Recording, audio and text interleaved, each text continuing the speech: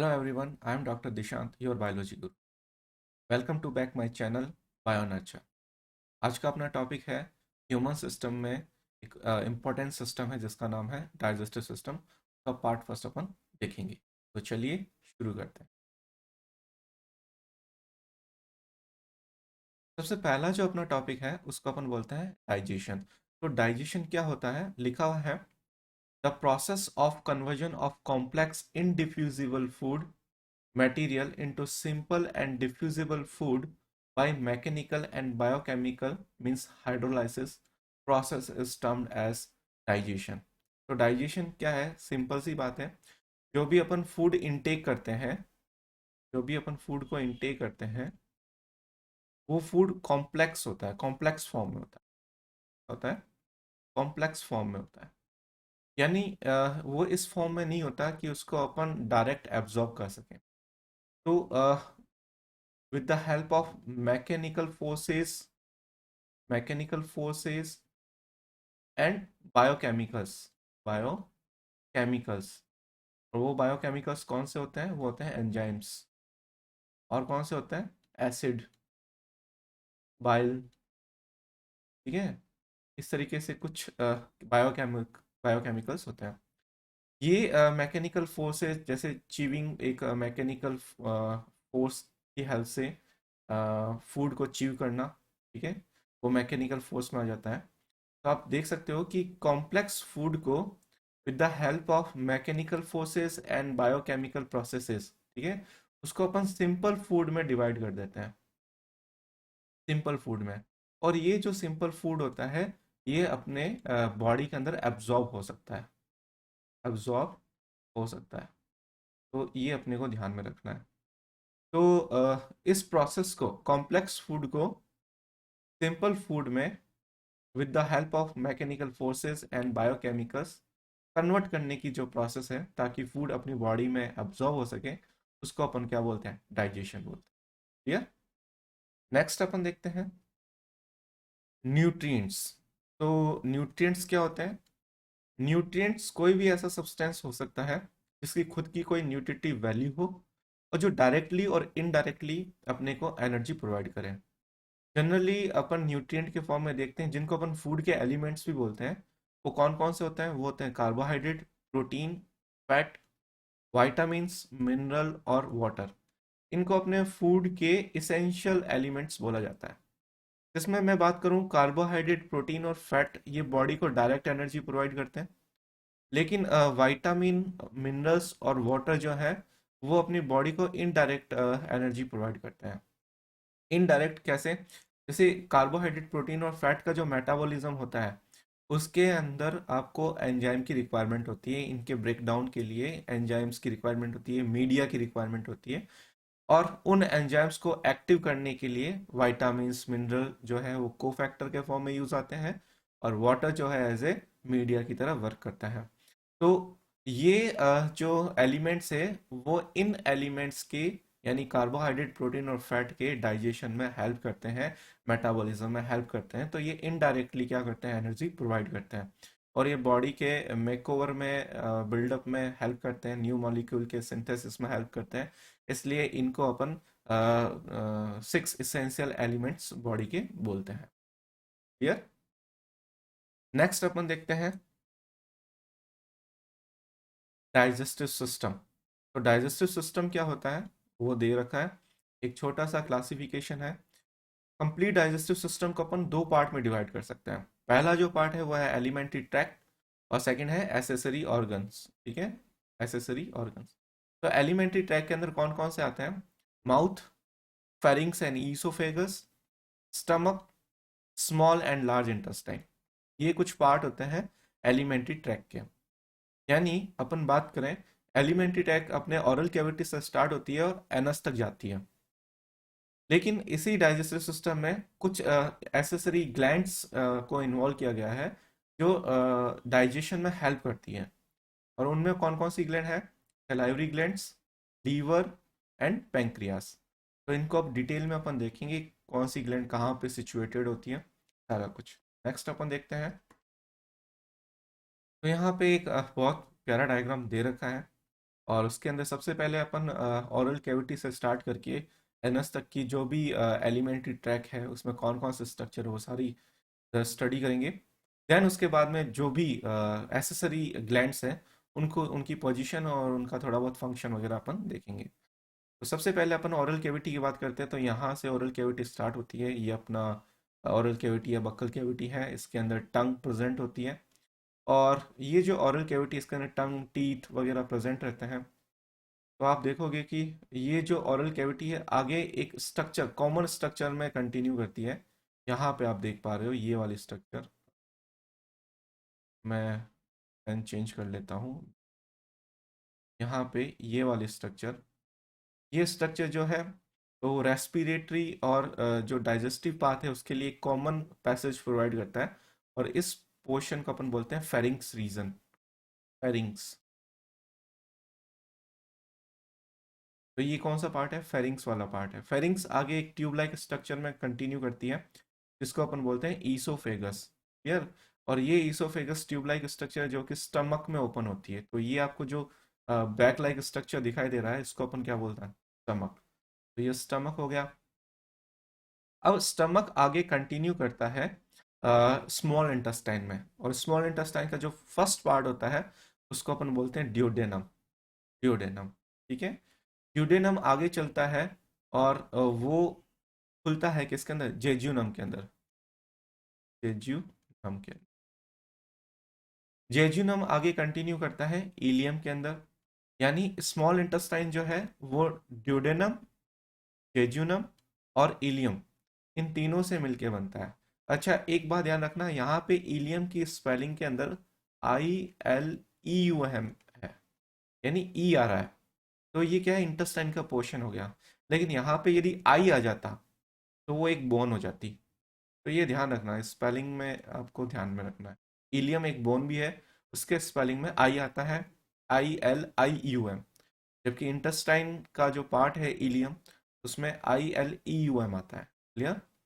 तो small intestine का ये पोर्शन है। स्मॉल इंटेस्टाइन फिर आगे चल के लार्ज इंटेस्टाइन में ओपन होती है। और लार्ज इंटेस्टाइन के दो पार्ट होते हैं मेनली। पहला होता है सिकम पार्ट और सेकंड होता है कोलोन पार्ट। क्लियर? तो स्मॉल इंटेस्टाइन जिसके अंदर ओपन होती है, मतलब स्मॉल इंटेस्टाइन का इलियम पार्ट जो है वो लार्ज इंटेस्टाइन के जिस पार्ट में ओपन होता है उसको अपन बोलते हैं सीकम। और सीकम की खास बात यह है कि इसकी चौड़ाई इसकी लंबाई से ज़्यादा होती है। और ये एक बैग लाइक स्ट्रक्चर होता है। ठीक है। ये बैग लाइक स्ट्रक्चर होता है। इलियम जो है वो सीकम के अंदर एक वॉल के थ्रू ओपन होता है, यहाँ पे वो वॉल प्रेजेंट होता है। और उस वॉल को अपन बोलते हैं इलियोसिकल वॉल। क्या बोलते हैं? Ileocaecal wall. यहाँ पे लिख देता हूँ, इलियोसिकल वॉल से ये ओपन होता है इस साइड में, यहाँ पे। देन उसके बाद में सिक्कम, सिक्कम से आगे कंटिन्यू करता है कॉलोन। तो यहाँ अपन कॉलोन को देखें तो कॉलोन के कुछ पार्ट आपको दिखाई दे रहे हैं। उनमें कौन कौन से कॉलोन है? सबसे पहले ये कॉलोन का रीजन जो है वो ऊपर की तरफ चढ़ता हुआ दिखाई देता है। इसलिए इस कॉलोन के पार्ट को, ये वाला जो कॉलोन वाला पार्ट है, इस कॉलोन के पार्ट को अपन बोलते हैं असेंडिंग कॉलोन। Ascending colon. फिर उसके बाद में कॉलोन का पार्ट जो है वो ट्रांसवर्सली रन करता है, इसलिए इसको अपन ट्रांसवर्स कॉलोन बोलते हैं। ये वाला जो पोर्शन है इसको ट्रांसवर्स कॉलोन का नाम दिया जाता है। और लास्ट वाला जो पोर्शन है कॉलोन का, वो नीचे की तरफ उतरता हुआ दिखाई देता है, इसलिए इसको डिसेंडिंग कॉलोन बोलते हैं। तो कॉलोन के अभी तक अपन ने पार्ट देखे, ascending colon, then transverse colon, then descending colon. अब जो डिसेंडिंग कॉलोन है वो एक सिग्मोइड स्ट्रक्चर में ओपन होता है, मतलब कॉलोन का एक सिग्मोइड स्ट्रक्चर पोर्शन देखने को मिलता है।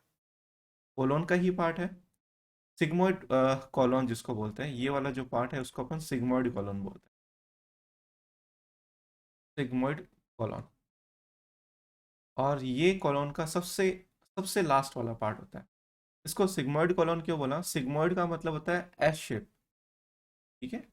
तो यहाँ पे आप देखो तो हल्का क्या बन रहा है? एक एस बन रहा है अल्फाबेट का। ये आपको ध्यान रखना है, इस कॉलोन को अपन सिग्मोइड कॉलोन कहते हैं। ये सिग्मोइड कॉलोन जो है आगे रेक्टम में ओपन होता है, और रेक्टम की जो लास्ट ओपनिंग होती है उसको अपन क्या बोलते हैं? एनस बोलते हैं, जिससे डीफिकेशन प्रोसेस कंप्लीट होता है। तो यहाँ पे ये अपन ने जो जो डाइजेस्टिव सिस्टम के पार्ट थे वो अपन ने देखे। नेक्स्ट अपन देखें ग्लैंड्स की बात करें तो यहाँ पे 3 ग्लैंड्स को डिनोट किया गया है। फर्स्ट है सलाइवरी ग्लैंड्स, जो कि अपने ओरल कैविटी में प्रेजेंट होती है, पढ़ेंगे इसको, और ये सलाइवा सिक्रीशन में हेल्प करती है। सेकंड जो है वो है लीवर, तो लीवर अपने राइट साइड में प्रेजेंट होता है, तो ये राइट साइड होगी, और ये एक ट्राइंगुलर ग्लैंड होती है, और ये बॉडी का एक इसेंशियल और वाइटल ऑर्गन है। मेनली लीवर का फंक्शन बहुत से हैं, लगभग 200 से ज़्यादा इसके फंक्शन होते हैं, लेकिन डाइजेशन में इसका हेल्प ये है कि ये बाइल सिक्रीशन और सिंथेसिस करता है, जो डाइजेशन में हेल्प करता है फैट के मेटाबॉलिज्म में। क्लियर? तो यहाँ पे लीवर का ये पोजीशन रहता है। देन थर्ड अपन देखें तो ये पेंक्रियास है। पेंक्रियास से पेंक्रियाटिक जूस आता है, और उस पेंक्रियाटिक जूस में फूड को डाइजेस्ट करने के लिए एंजाइम्स प्रेजेंट होते हैं। तो ये लीफ लाइक स्ट्रक्चर जो आपको देखने को मिल रही है उसको अपन पेंक्रियास बोलते हैं। तो ये 3 इसेंशियल ग्लैंड्स हो गई, डाइजेस्टिव ग्लैंड्स हो गई, ये एक्सेसरी ग्लैंड्स हो गई, और ये डाइजेस्टिव सिस्टम। क्लियर? नेक्स्ट अपन देखते हैं एलिमेंट्री कैनाल को। तो एलिमेंट्री कैनाल, जिसको अपन डाइजेस्टिव ट्रैक बोलते हैं या जीआईटी बोलते हैं, गैस्ट्रो इंटेस्टाइनल ट्रैक, वो देखते हैं। तो लिखा हुआ है it starts from the mouth and goes down to anus. Mouth से स्टार्ट होता है, एनस तक जाता है। लेंथ दे रखी है लगभग 8 to 10 मीटर लॉन्ग ये होता है। नेक्स्ट अपन देखें तो इसका मेजर फंक्शन जो है वो दे रखा है। सबसे पहला फंक्शन है digestion of food after it's simplification. Yes, ये फूड को डाइजेस्ट करने में हेल्प करता है। एब्जॉर्प्शन ऑफ डाइजेस्टेड फूड, जो अपने फूड डाइजेस्ट किया है उसको एब्जॉर्ब करने में ये हेल्प करता है। एब्जॉर्प्शन का मतलब होता है कि जो ल्यूमन है डाइजेस्टिव ट्रैक की, उसके अंदर जो फूड डाइजेस्ट हो गया, मतलब उसका सिंप्लीफिकेशन हो गया है, उसको ब्लड के अंदर डालना, ब्लड के अंदर डालना। ठीक है? तो उसको अपन बोलते हैं एब्जॉर्प्शन।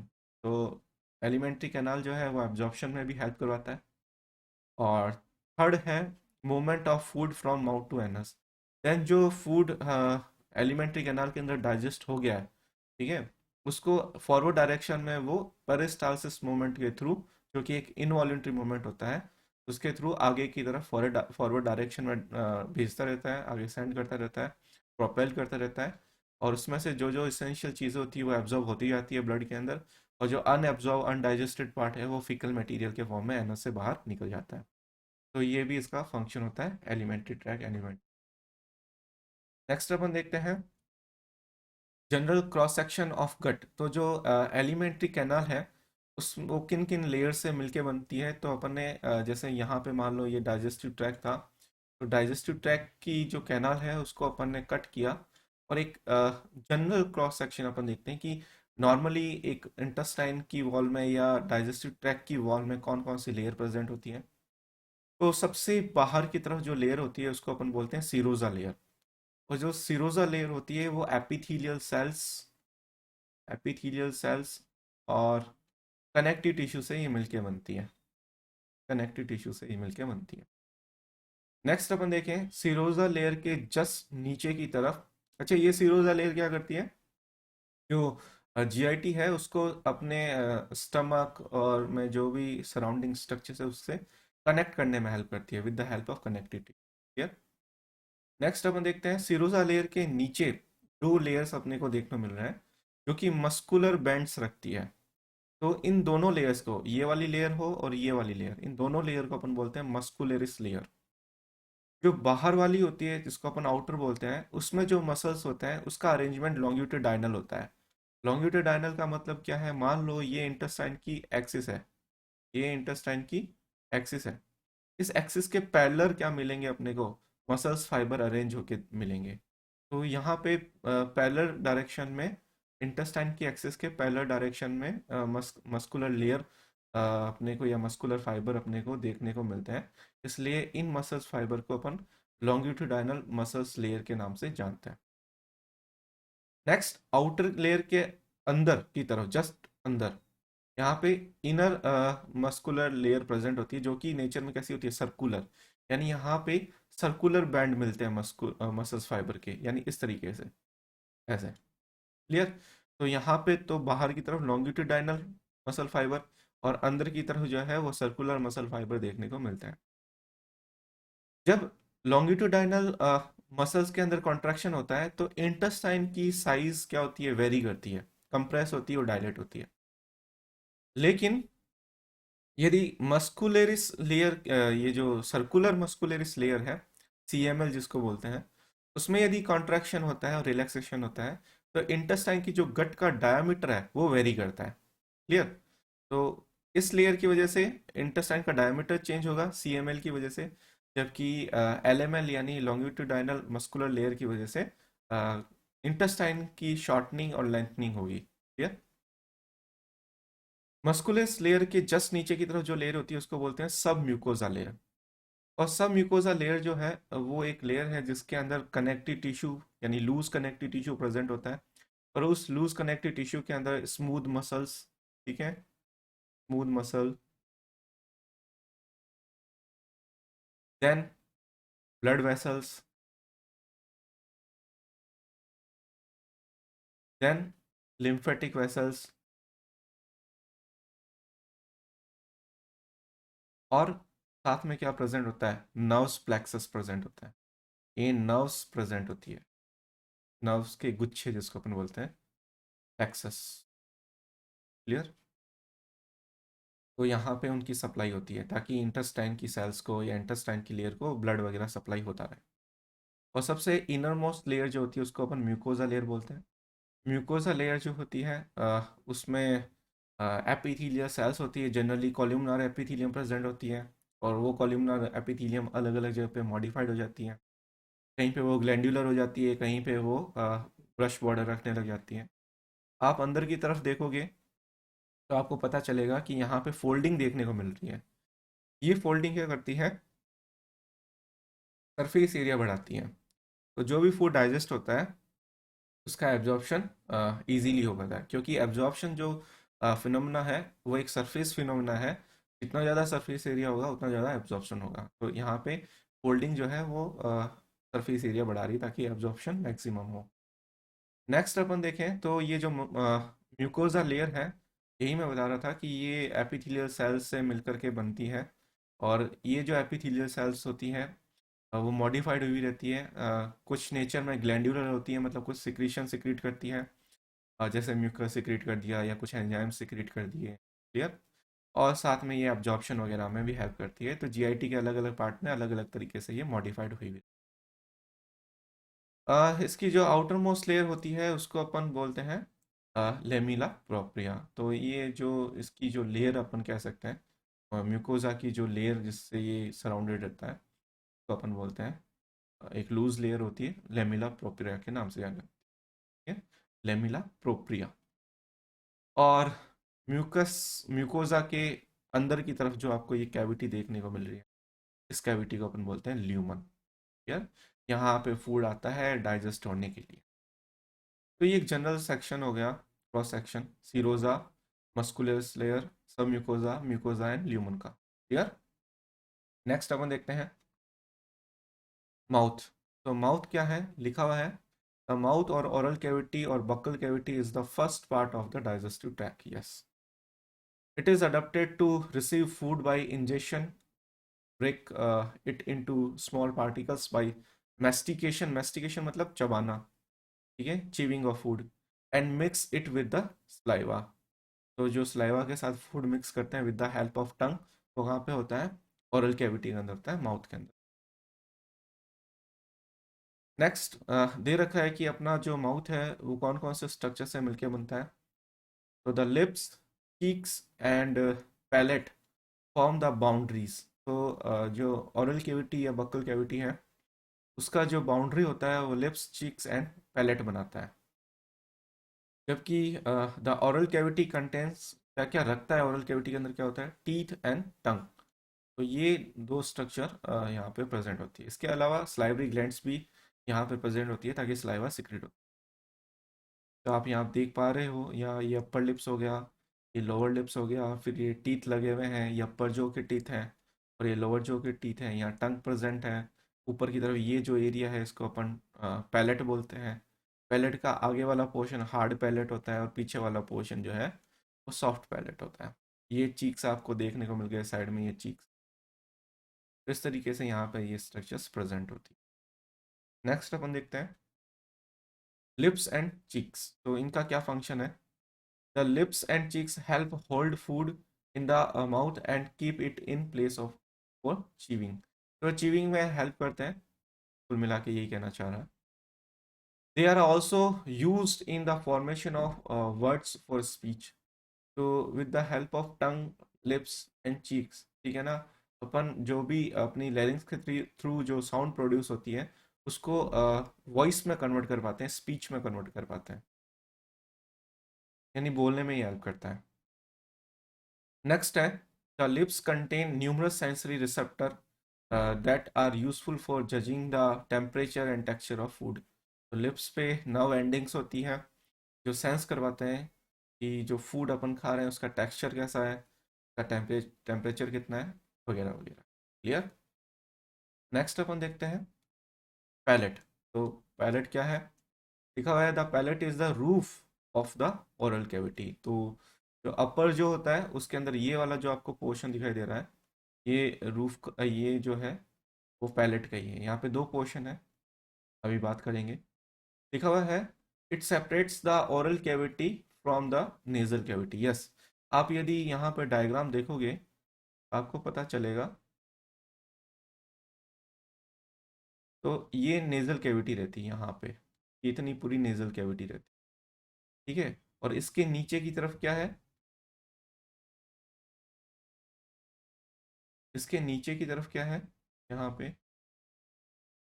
यहाँ पे होती है अपना पैलेट।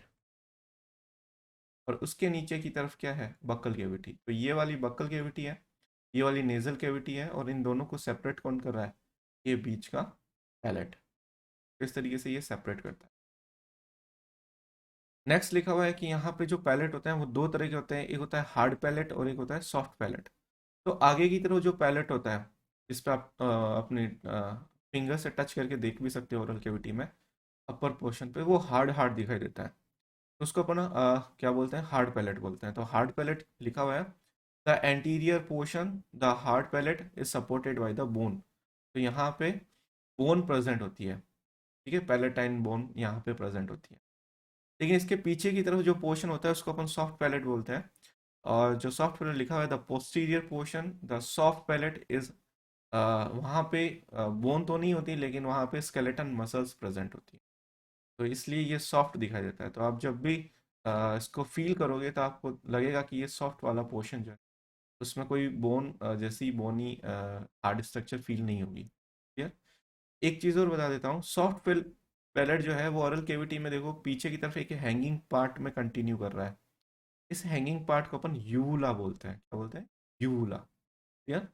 आगे स्टडी करेंगे इसका फंक्शन क्या होता है। लिखा हुआ है posteriorly the soft palate ends in a projection called the uvula। तो यहाँ पे आप देखोगे तो ये हार्ड पैलेट, ये पैलेटाइन बोन हो गई, तो जैसे नीचे का पोर्शन क्या हो गया? ये हार्ड पैलेट हो गया, ये वाला पोर्शन हार्ड पैलेट हो गया, जहाँ तक बोन है वो हार्ड पैलेट हो गया। ठीक। देन ये वाला जो पोर्शन है इतना, यहाँ से लेकर के इतना वाला, ये सॉफ्ट पैलेट का। और ये वाला जो पोर्शन आपको दिखाई दे रहा है, ये वाला पोर्शन, ये है पार्ट सॉफ्ट पैलेट का ही, जिन्होंने इसको नाम दे दिया यूला। और ये यूला कहाँ पे प्रेजेंट है? ये अपने ओरल कैविटी और नेजल कैविटी के बीच में प्रेजेंट है। तो जब भी अपन किसी फूड को इनटेक करते हैं तो ये ऊपर की तरफ उड़ जाता है इस तरीके से, और नेजल कैविटी को क्या कर देता है? ब्लॉक कर देता है इस तरीके से। जैसे ये अपर डायरेक्शन में ऊपर की तरफ उठेगा, कोई भी फूड अपन खाते हैं अंदर की तरफ, तो जैसे ही अपन फूड को इनटेक करते हैं तो यूला ऊपर की तरफ शिफ्ट हो जाता है। इसकी वजह से ये नेजल कैविटी को क्या कर देता है? क्लोज कर देता है, ब्लॉक कर देता है। तो जो भी अपन फूड खाते हैं वो नेजल कैविटी में नहीं जा पाता, और वो सीधा का सीधा फेरिंग्स के थ्रू कहाँ चला जाता है? अपनी ईसोफेगस में चला जाता है। तो ये इसका फंक्शन होता है यूला को। देन नेक्स्ट लिखा है ड्यूरिंग, इसका फंक्शन बता रखा है, during swallowing the soft palate and the uvula moves upward to direct food away from the nasal cavity. ठीक है ना, तो नेजल कैविटी से दूर ये ईसोफेगस में चला जाए। तो ये जो है वो यूला का फंक्शन होता है। नेक्स्ट अपन देखते हैं टंग। तो टंग के क्या फंक्शन है?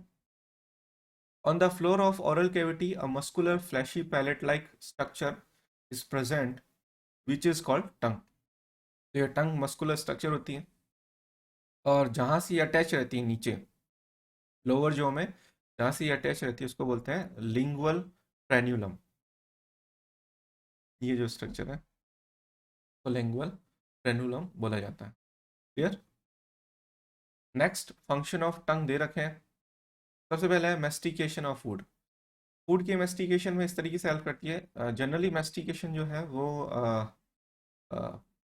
टूथ या टीथ के हेल्प से होता है, ठीक है ना। लेकिन ये कंटिन्यूसली जो टंग है वो अपने मूवमेंट के थ्रू जो फूड च्यू हो गया है उसको बाहर निकालती रहती है और जो अनच्यू फूड है उसको टीथ के बीच में लाती रहती है ताकि वो जो फूड है वो च्यू हो जाए अच्छे से। इस तरीके से ये फूड च्यूइंग में हेल्प करती है। देन swallowing ऑफ फूड, मतलब जिसको अपन डीग्लूटिशन बोलते हैं, जो अपन निगलना जिसको बोलते हैं, उसमें भी ये टंग हेल्प करती है। टंग पे कुछ सेंसरी बर्ड्स प्रेजेंट होती है जो कि उसका जो भी अपन फूड इनटेक करते हैं उसका टेस्ट जो है वो बताती है। स्पीच में हेल्प करती है, सिक्रीशन में हेल्प करती है, म्यूकस और देन स्लाइवा ये सिक्रीशन में हेल्प कराती है। टेम्परेचर रेगुलेशन आपने देखा होगा डॉग वगैरह के अंदर, डॉग टंग को बाहर निकाल करके अपने बॉडी के टेम्परेचर को रेगुलेट करते हैं। और नेक्स्ट है नेचुरल स्पून एंड ब्रश। इसको नेचुरल स्पून यानी टंग को नेचुरल स्पून और ब्रश भी बोलते हैं। ऐसा क्यों बोलते हैं? ऐसा इसलिए क्योंकि टंग जो है वो जैसे स्पून का वर्क होता है चीज़ों को मिक्स करना, वैसे ही बक्कल कैविटी के अंदर फूड को मिक्स करने में हेल्प करती है लाइवा के साथ में। और कुछ चीज़ें फंस जाती है, ठीक है ना, जो अपना टीथ और लिप्स के बीच में जो वेस्टिब्यूल होता है उस एरिया के अंदर जब भी कोई फूड पार्टिकल्स वगैरह फंस जाता है तो टंग की हेल्प से अपन उसको क्लियर कर सकते हैं। तो ये नेचुरल ब्रश की तरह भी बिहेव करता है। तो ये कुछ फंक्शन हो गए टंग के। नेक्स्ट अपन देखते हैं टंग पे कुछ पेपिलीज प्रेजेंट होती है और ये पेपिलीज कुछ सेंस बर्ड्स रखती है जिससे अपने को स्वाद आता है।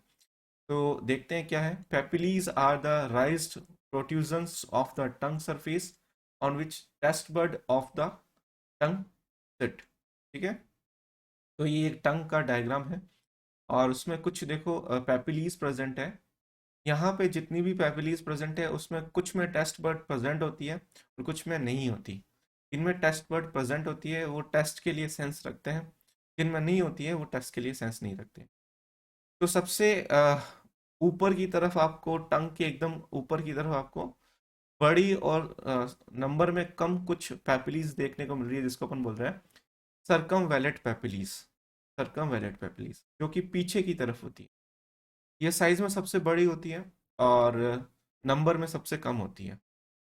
इनको अपन बोलते हैं सर्कमवैलेट पैपिलीज। और इनमें टेस्ट बड प्रेजेंट होती है, यानी यहाँ पे स्वाद अपने को देखने को मिलेगा, टेस्ट कर सकते हैं किसी भी फूड के लिए।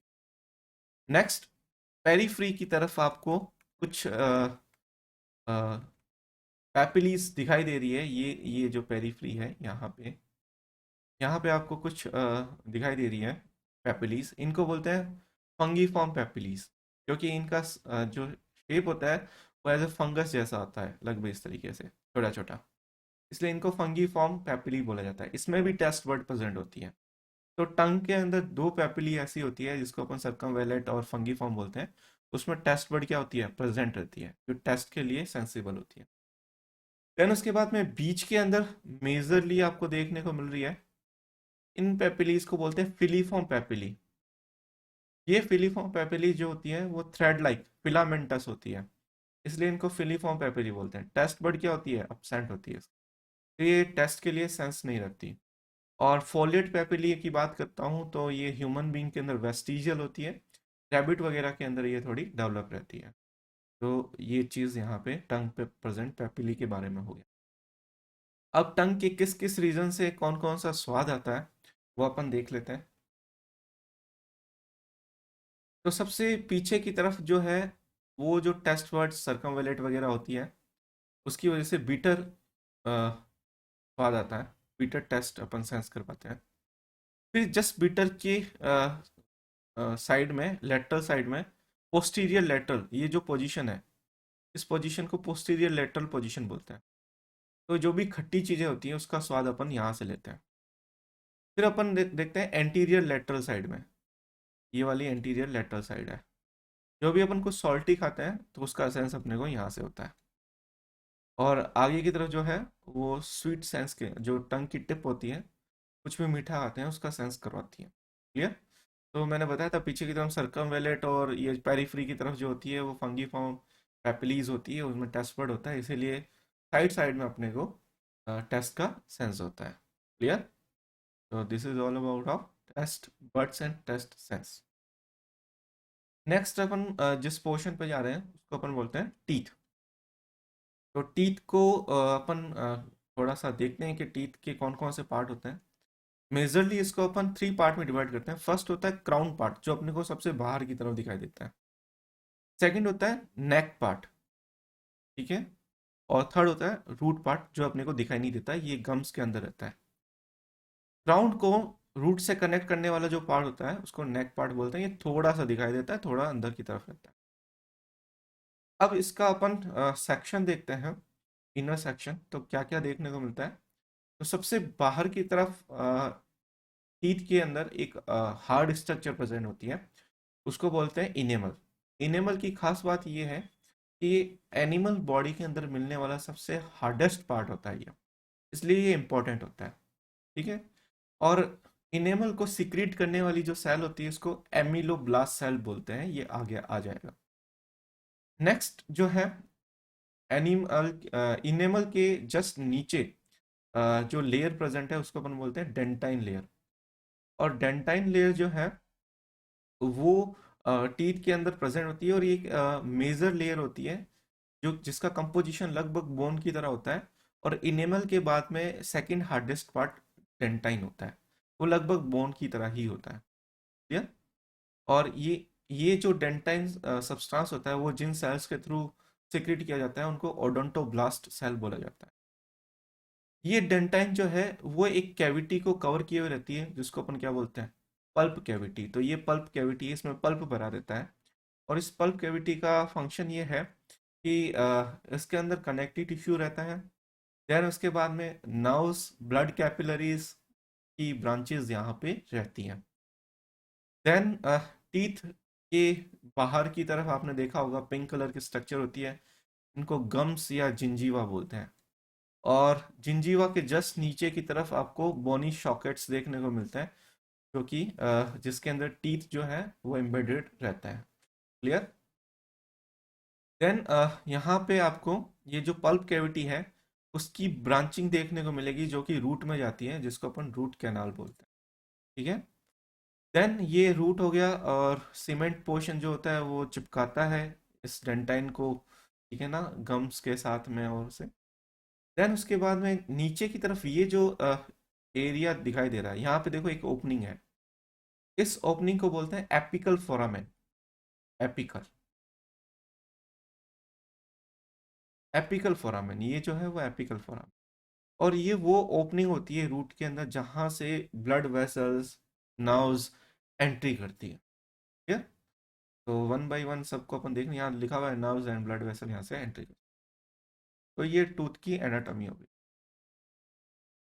नेक्स्ट लिखा हुआ है the crown part of the tooth is made up of a very hard substance called the enamel. ये बहुत इंपॉर्टेंट है, इस पे क्वेश्चन भी है। It is the hardest material in all animals of animal kingdom. Yes. And enamel is secreted by amyloblast cells.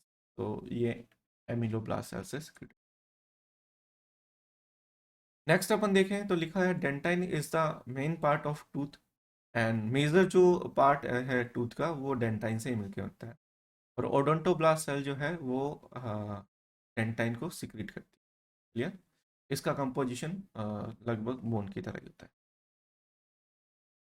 Next लिखा है dentine surrounded by a cavity called, dentine surrounded एक कैविटी कॉल्ड पल्प कैविटी, तो इसको pulp cavity बोलते हैं। Pulp cavity contains connective tissue, nerves, blood vessels etcetera. तो ये सब यहाँ पे देखने को मिल ही रहा है, यहाँ पे ये जाल जैसा कुछ। देन एक एपिकल फोरामेन होता है जो कि रूट में प्रेजेंट एक फोरामेन है। और वहाँ से nerve vessels, blood vessels entry करती है। ये अपनी ओरल कैविटी है, उसमें गम्स के अंदर देखो बोनी शॉकेट्स होते हैं। बोनी शॉकेट्स के ऊपर गम्स लगे रहते हैं, और उस गम्स में जो अपने टूथ या टीथ कुछ भी बोलो, वो एम्बेडेड रहते हैं। ठीक है। तो आप यहाँ ढंग से देखोगे तो टोटल 4 टाइप के टीथ जो है अपने को देखने को मिलता है। क्लियर। तो सबसे आगे की तरफ ये जो 4 टीथ, 1 2 3 4, ये जो टीथ आपको देखने को मिल रहा है इनको अपन बोलते हैं इंसाइजर। ऐसा ही अपर जो में भी होता है, 1 2 3 4। क्लियर। इनको इंसाइजर बोलते हैं। देन उसके बाद में इसके जस्ट पास में ये वाला और ये वाला, ये ऊपर की तरफ से थोड़े तीखे पॉइंटेड होते हैं, और इनको अपन बोलते हैं कैनाइंस। तो फर्स्ट हो गया इंसीजर, सेकंड हो गया कैनाइंस। यहाँ पे ऊपर की तरफ दिखा रखा है, ये कैनाइंस हो गए, ये अपर जो के कैनाइंस हो गए, और ये नीचे वाले जो के कैनाइंस हो गए। ठीक है। कैनाइंस के जस्ट पीछे की तरफ अपने को प्री मोलर देखने को मिलता है, और प्री मोलर के जस्ट पीछे की तरफ अपने को मोलर या मोलार टीथ जो है वो देखने को मिलता है। तो यहाँ पे टोटल 4 टाइप के टीथ अपने को देखने को मिल रहे हैं: incisor, canine, pre molar and molar. इनकी रूट देखें तो किसी की रूट 1 है, किसी की 2 हो सकती है, जैसे प्री मोलर है उसकी 2 भी हो सकती है, और मोलार की 2 या 3 रूट्स होती है। क्लियर। तो ये आप देख सकते हो, ये ओरल कैविटी है। अच्छा, एक चीज़ मैं आपको बता देता हूँ, जब भी अपन ओरल कैविटी की बात करते हैं तो अपनी ओरल कैविटी सिमेट्रिकल होती है। सिमेट्रिकल इन सेंस अपन इस ओरल कैविटी को 2 पार्ट में डिवाइड कर सकते हैं। मैं थोड़ा पेन चेंज कर लेता हूँ। 2 पार्ट में डिवाइड कर सकते हैं। एक तो हो जाएगा यदि अपन हॉरिजॉन्टल लाइन खींचे हैं तो अपर जो और लोअर जो में डिवाइड हो जाता है। ये अपर जो हो गया और ये लोअर जो हो गया। क्लियर। और एक अपन इसको एकदम वर्टिकल लाइन के थ्रू भी इसको डिवाइड कर सकते हैं। तो ये वर्टिकल लाइन होगी, जिसकी हेल्प से अपन अपर जो और लोअर जो को 2 सिमिलर सिमिट्रिकल पार्ट में डिवाइड कर सकते हैं। ठीक है? अपर जो का ये 1/2 पार्ट है, और ये 1/2 पार्ट है। इसको मैं 1 नाम दे, 1, ये 2, ये इसको 3 दे देता हूँ, और इसको 4 दे देता हूँ। तो 3 4 एक दूसरे के सिमिट्रिकल है, हाफ हाफ, और 1 2 एक दूसरे के सिमिट्रिकल है, हाफ हाफ। मतलब जैसा टीथ का अरेंजमेंट यहाँ से आगे से लेकर के पीछे तक रहता है, ठीक है ना, अपर जो में, वैसा का वैसा अपर जो के सेकंड पार्ट में रहता है। यानी दोनों में सिमिट्री, मिरर इमेज देखने को मिलती है। सेम टू सेम ऐसा ही नीचे की तरफ देखने को मिलता है। नीचे वाले टीथ का जो अरेंजमेंट रहता है आगे से पीछे की तरफ, वैसा का वैसा इसके सेकंड हाफ में भी देखने को मिलता है। तो इसलिए अपन कह सकते हैं कि फर्स्ट और सेकंड एक दूसरे के सिमेट्रिकल है, और थर्ड और फोर्थ एक दूसरे के सिमेट्रिकल है। तो इस तरीके से अपन पूरे जो के टीथ की स्टडी करेंगे आगे चल। ठीक है। अपन अपर जो के एक पोर्शन को ले लेंगे, और लोअर जो के एक पोर्शन को ले लेंगे, इनमें टीथ का अरेंजमेंट देख लेंगे, फिर इन दोनों को डबल कर देंगे और ऐड कर देंगे, तो टोटल टीथ अपने को पता चल जाएंगे। जैसे फॉर एग्जांपल मैं यहाँ पे थोड़ा वो समझा देता हूँ। जैसे मैंने पहले अरेंजमेंट लिया, फर्स्ट पार्ट का अरेंजमेंट ले लिया, ठीक है, और दूसरा मैंने थर्ड पार्ट का अरेंजमेंट ले लिया। अब मुझे पता है कि फर्स्ट जो है वो सेकंड के सिमेट्रिकल है, और थर्ड जो है वो फोर्थ के सिमेट्रिकल है। तो मैं इनको डबल कर दूंगा। तो जैसे ही डबल करूंगा तो मेरे पास फर्स्ट और सेकंड दोनों के टोटल टीथ आ जाएंगे। तो वो अपर जो के टोटल टीथ हो जाएंगे, है ना। और इसी तरीके से थर्ड और फोर्थ एक जैसे होते हैं, तो उसको थर्ड को मैं डबल कर देता हूँ। ये थर्ड के मेरे को जो टीथ है उनका नंबर पता है, तो उसको मैं डबल कर दूँ तो मेरे पास 3 और 4 दोनों के टोटल मिला के आ जाएंगे। तो लोअर जो के टोटल टीथ होंगे। अब इन दोनों का आपस में ऐड कर दूंगा तो मेरे पास टोटल बक्कल केविटी के बक्कल कैविटी के टीथ आ जाएंगे। तो ये बहुत सिंपल है, आगे देखेंगे डेंटल फॉर्मूला।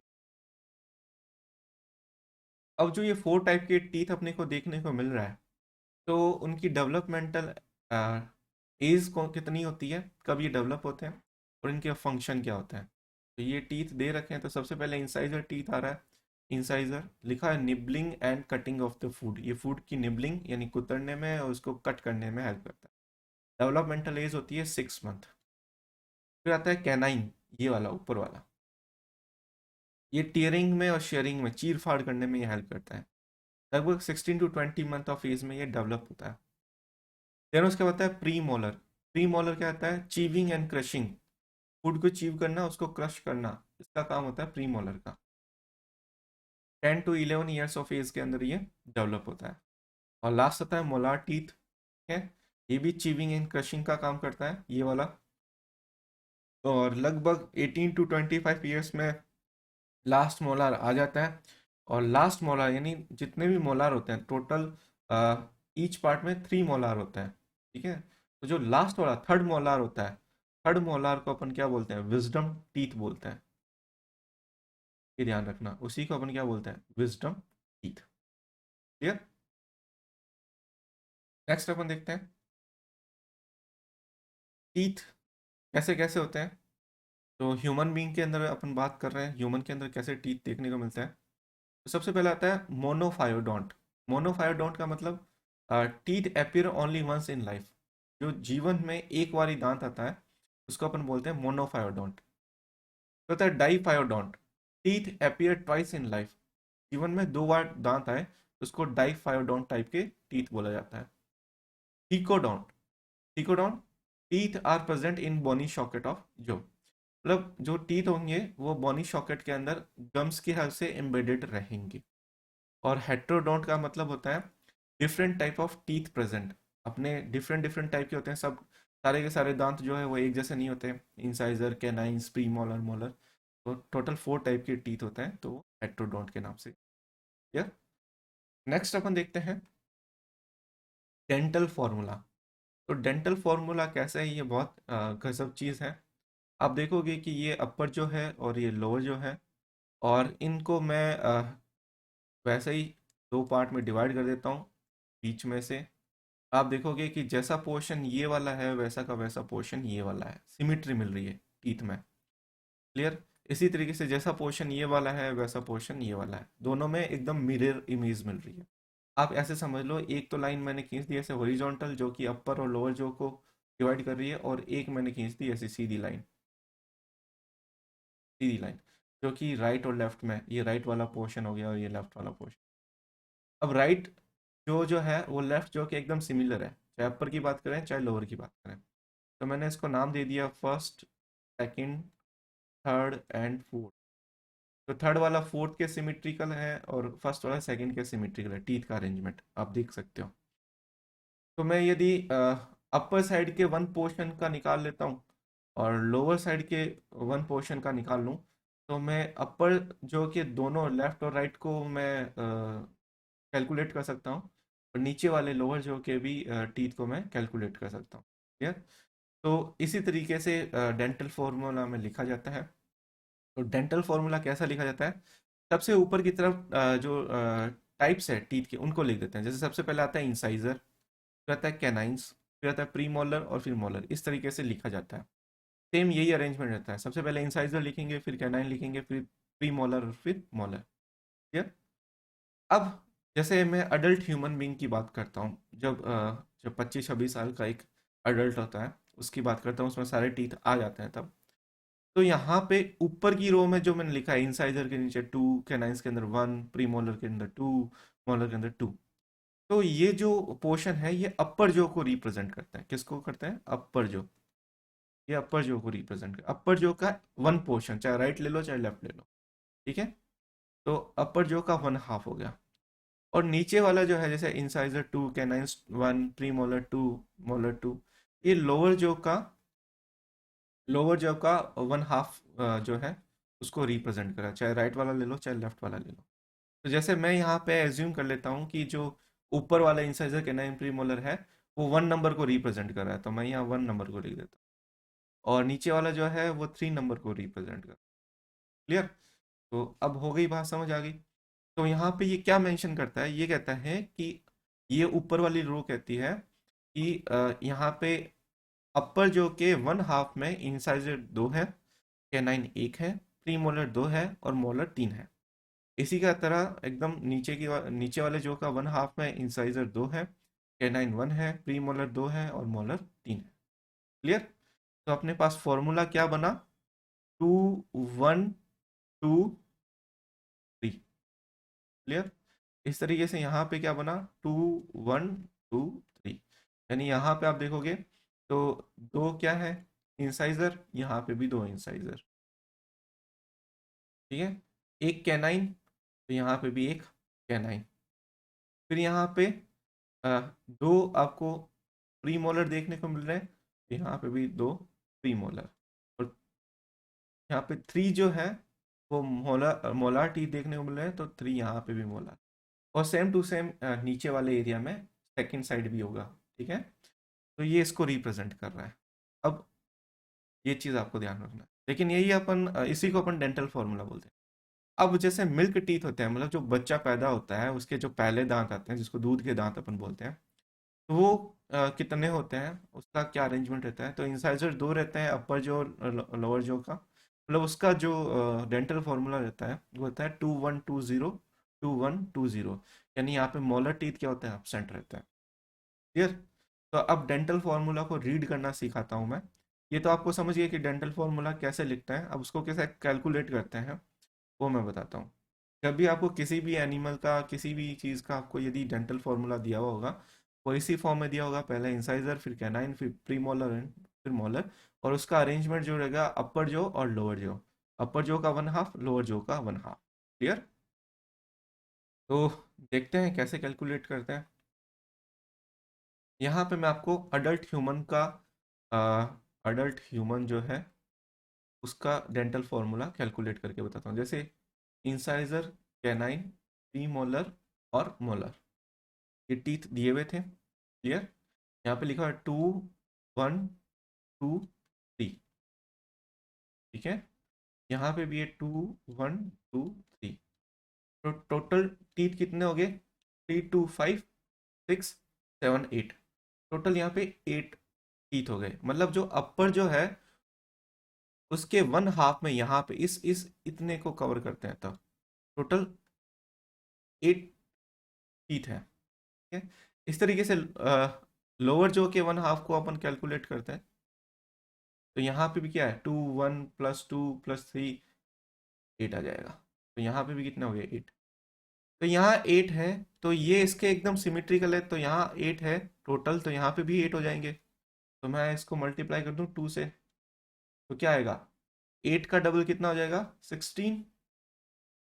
और इसका यहाँ पे भी 8 है, तो इसका भी डबल क्या हो जाएगा, क्योंकि यहाँ पे भी 8 है, तो टोटल मिला के कितने हो जाएंगे, 16। तो ऐसे ही कैलकुलेट करते हैं, आप ऐसे काट मत देना, ये नॉर्मल मैथ की तरह नहीं है, ये बायोलॉजी की मैथ है। ठीक है। अब 16 अपर जो में है और 16 लोअर जो में है, तो टोटल को ऐड कर दो तो कितने हो जाएंगे, 32 टीथ। इस तरीके से आप कैलकुलेट कर सकते हैं। इस तरीके से जो मिल्क टीथ होता है, इसको इधर ही कैलकुलेट कर लेते हैं।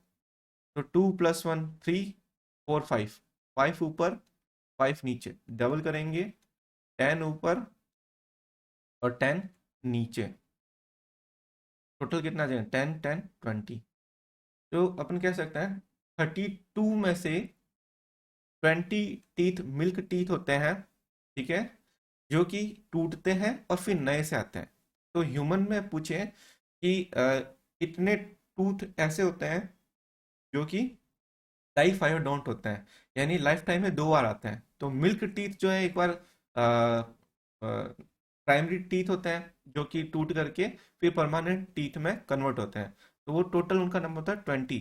तो 20 ह्यूमन बीइंग के अंदर 20 दांत ऐसे हैं जो दोबारा से आते हैं, मतलब डाइफायोडोंट होते हैं। लेकिन इन 32 में से 20 जो है वो तो डाइफायोडोंट है, रिमेनिंग बचे कितने, 12। तो जो 12 टीथ होते हैं ये मोनोफायोडोंट होते हैं, ये लाइफ में एक बार ही आते हैं, यानी मोनोफायोडोंट होते हैं। ठीक है, और उनमें से कौन से होते हैं, वो होते हैं मोलार टीथ। क्लियर। बच्चे के अंदर मोलार टीथ नहीं होते हैं, जबकि अडल्ट ह्यूमन के अंदर मोलार टीथ प्रेजेंट होते हैं। तो ये आपका होता है डेंटल फॉर्मूला। इसी तरीके से आप जब गूगल करोगे तो आप अलग अलग एनिमल्स के लिए अलग अलग डेंटल फॉर्मूला देखोगे, डॉग के लिए अलग, कैट के लिए अलग, हॉर्स के लिए अलग, पिग के अलग, पिग के लिए अलग। ठीक है ना, हर हर के लिए क्या होता है, अलग होता है। तो this is all about of part first, digestive system. ठीक है। डाइजेस्टिव सिस्टम का जो पार्ट फर्स्ट था, यहाँ पे अपन ने ओरल कैविटी तक उसमें जो प्रेजेंट टंग और टीथ है उसके बारे में देख। Thank you so much.